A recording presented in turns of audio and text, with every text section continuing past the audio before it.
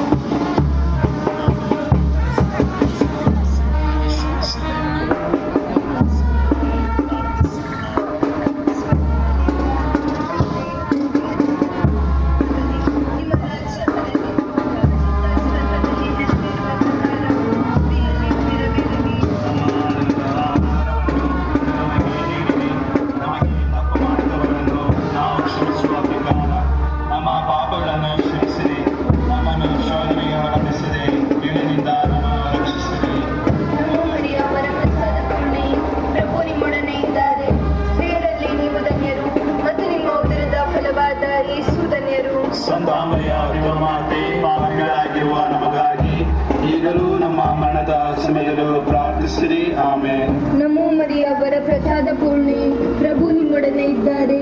ಸ್ತ್ರೀಯರಲ್ಲಿ ನೀವು ಧನ್ಯರು ಮತ್ತು ನಿಮ್ಮ ಉದರದ ಫಲವಾದ ಪಾಪಿಗಳಾಗಿರುವ ನಮಗಾಗಿ ಈಗಲೂ ನಮ್ಮ ಮರಣದ ಸಮಯದಲ್ಲೂ ಪ್ರಾರ್ಥಿಸಿರಿ. ಆಮೆನ್. ನಮೋ ಮರಿಯ ವರ